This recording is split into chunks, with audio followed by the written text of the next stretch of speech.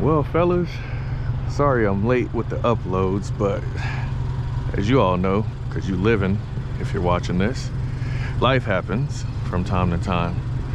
But now that I got a little bit of time on my hands, I figured I would let you guys know that I finally figured out what I'm gonna do with this car from start to finish, as well as my MX-5 Miata. And for those of you who don't know right now, the reason why you're not seeing this car, if you didn't watch my last video, is the car got hit, and I'm currently waiting on the insurance company to do their thing so they can fix it. So basically, I'll reiterate, right here,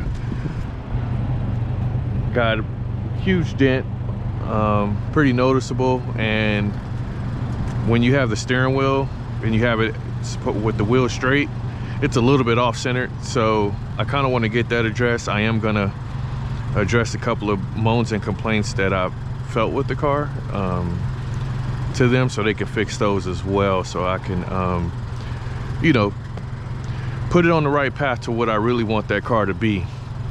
And today I'm going to tell you guys exactly what I'm going to do with my lovely GR86 and my MX-5 Miata, because also I've been teetering back and forth really on whether I should sell the car and get something else a little bit quicker or not. And that's just the enthusiast in me, as far as like just being impatient with certain things.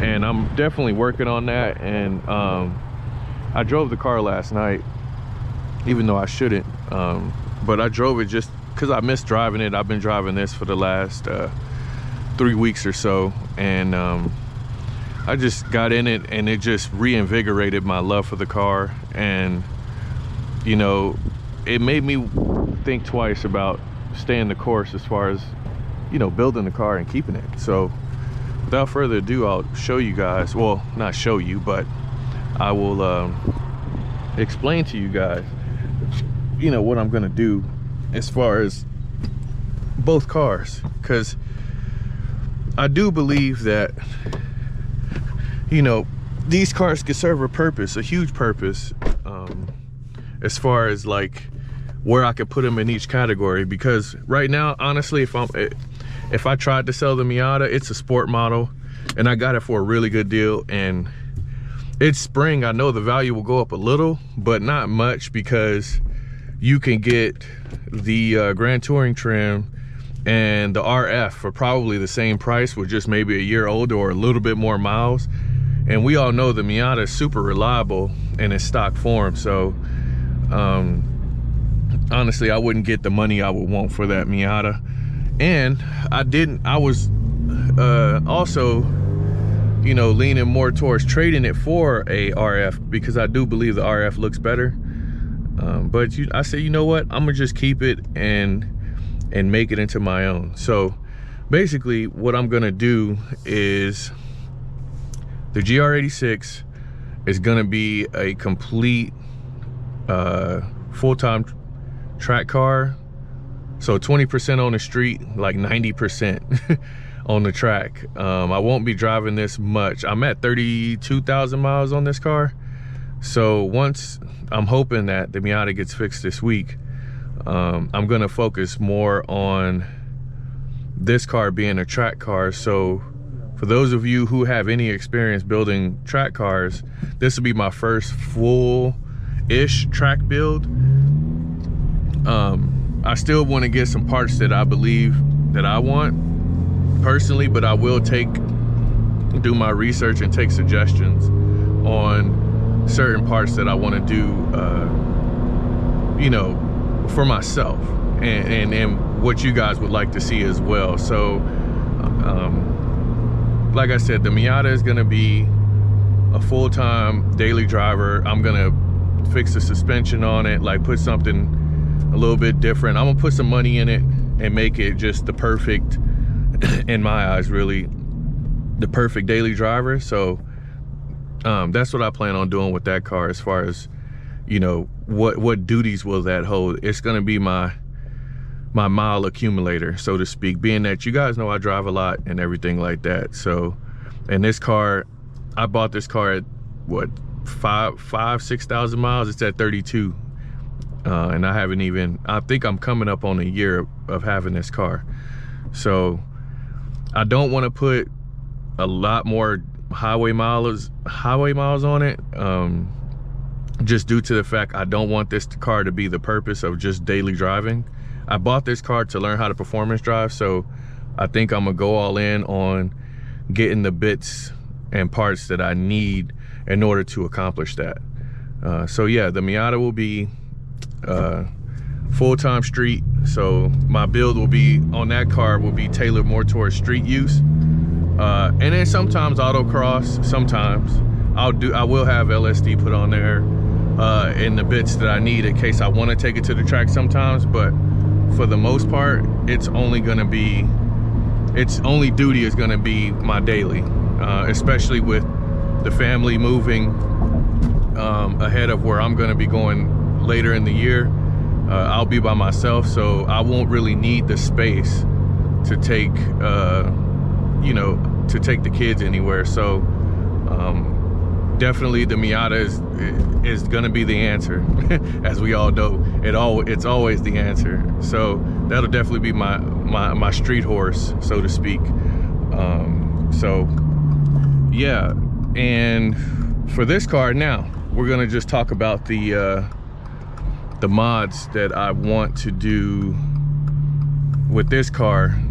So far, as you guys see, I have the carbon fiber wing for downforce. I did look at some, Aeroflow Dynamics has a really good splitter or front lip for sale at around my price range that I'm looking for. I did want to go carbon fiber, but being that this is a track car now, I'm not gonna do that because it's just, you know, I'm not gonna risk messing up something that's very expensive rather than something I could replace for like $100. So I'm definitely gonna get a front lip. I think I'm gonna go with some coilovers, probably Fortunato on both cars. Actually, I've been doing my research on those. Adjustable suspension, I think, is gonna make me more versatile as a driver, as far as like what I can dial in to home in on my skills and what I you know, what works best for me, what setup works best for me. So having adjustable suspension will definitely enhance my abilities, and also you know, give me different choices to make as far as like driving capabilities. So I'm definitely going Fortunato on that front. I do plan, like I think I mentioned this in the last video, I do plan on going with some summer tires, performance tires. I'm not gonna go with super grippy tires, because I do want to have a little play in them until I can get faster with you know, as a driver. So I don't want to go with a lot of grip. I don't know if that's a handicap or not. For those of you who have way more experience than I do, you could definitely tell me if having more grip is a handicap or having less grip. So I do plan on going with some, I think some Continental. No, I think I'm gonna go with the stock, the Michelin Pilot Sport 4s. Either those or the Super Contact from Continental, or from, which ones did I have in my tire rack? Shoot. I can't remember exactly the other ones I looked for.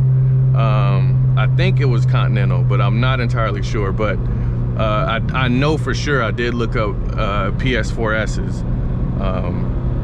So again, let me know if you guys, you know, what's a handicap, because I really don't want a handicap, because I want to learn and I want to get better personally. So I don't want something that'll assist me too much into, you know, not making mistakes, because I want to make the mistakes so I can learn from them.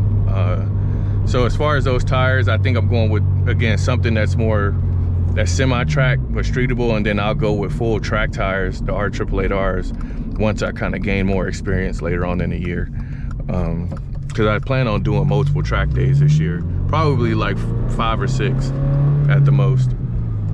And so with that being said too, you know, with all these track days that are going to come to this car, I definitely got to get a intercooler, especially with when I do actually move to where I'm going. It's a lot warmer there year round, and the track's going to be way hotter than what I'm used to.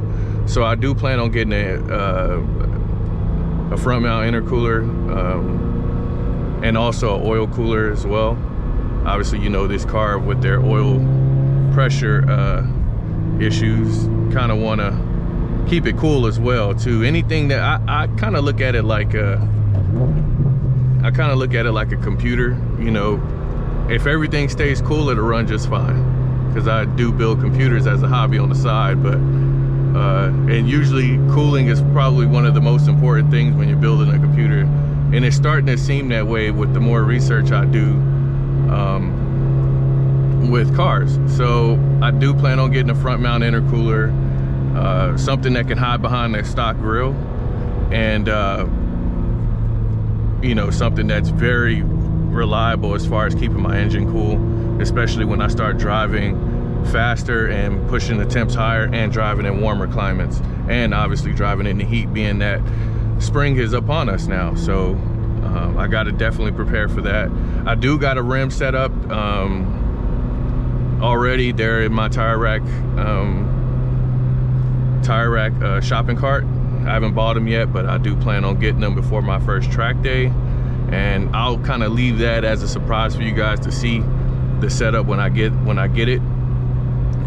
I got these. I don't know if I'm going to keep these all seasons on there. I'm not.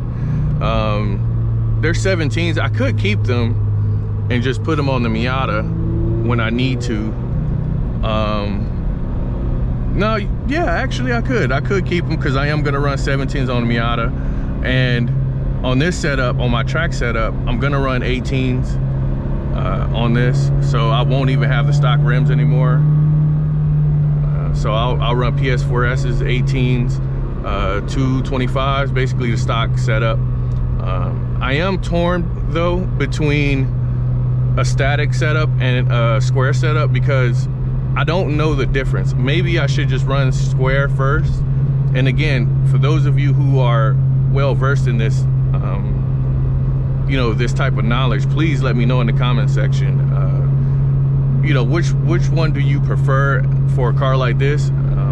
Is it static or a square setup? So I am going to run squares by default, and then if I find out that static is just better, or it offers a way different experience, and it maybe has an advantage, and I'll probably switch to static as well. I do like the look of a static setup though, so I do kind of want to try it one of these days. I'm just not sure what's better and what isn't. So please let me know if you guys are privy to that. As far as other mods, I do plan on getting some side skirts, but they'll probably complement the front lip. I'll probably get that all as one, being that I already have a spoiler in the back. I do plan on getting a exhaust, a full exhaust system. I don't know if I'm going to get it anytime soon though. I think that's probably going to be one of the last things that I do, following the upgrades for power. And so as far as power goes, fellas, the track that I'm going to be running later this year in Coda, Circuit of the Americas, if you guys don't know, it's a lot of straights on there, a lot of long straights actually, and I know I'm gonna lose a lot of time on the straights with this car in stock form. So I do plan on running a supercharger on this car, and not only for racing but for YouTube purposes, because there's still not a lot of people supercharging this car. I've seen a couple of BRZs turboed, but I haven't seen any supercharged car except for Larry Chen's car, and he doesn't really record his car as much anymore as he used to. But that's the only car I've seen that you know, that is supercharged. So if I could do that, that'll definitely give people an insight on what it's like to drive with a supercharged 86, and you know, the pros and cons, and you know, what issues may come up. So I'm definitely going to be the guinea pig for that, because I know I'm going to go, being that I'm making this car a track car, I'm definitely going to go for more power eventually. But again, I want to learn and get to a point to where I'm comfortable driving this car at speed. Like what is this guy I watch? Misha. I'm sure you guys know who that is. If you're watching this video, you know who Misha is. The Nürburgring guy. And I do plan on trying to get as, obviously I copy a lot of his techniques when I do drive on a track. I just want to get comfortable with this platform in its stock form, and then I am going to buy a supercharger this summer and put the supercharger on. So you know, you guys will see, you know, for me it'll be definitely a huge help in the straights department when I'm going on long straights. Being able to keep that power and having more horsepower would definitely help out. So I think so far that's about it. I know this video is a bit longer, but I've been, you know, I've been a little late on the upload, so I figured I would put a little bit more information in this video than I normally would. But let me know what you guys think. I think, like I said, this car is going to be, it's going to handle all the track duties. I do plan on buying a pretty awesome helmet here pretty soon, maybe in about a week or two. And like I said, the Miata is going to stay. It's here to stay. At this point, I would be losing money if I sold it. And honestly, I love the car. So that's going to be my street daily. And having the A6, I'll bring it out on the street sometimes, but for the most part, I am going to promote this car to track duty.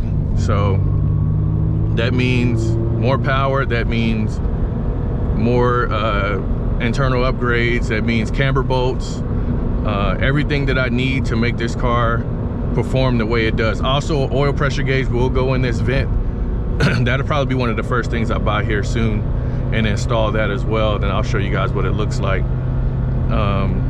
because obviously we know the issues with the BRZs and the 86 with oil pressure, but I will have an AccuSump as well. So I'm just getting all the mitigations out the way to get this car ready and prepare for all the track duties that I'm gonna put this thing under. With that being said, fellas, please like, comment, and subscribe. And again, sorry for the late upload, but I'm here still. I'm still gonna be uploading videos, and hopefully the Miata comes back so I can record it next week. With that being said, guys, appreciate it. I'll let you.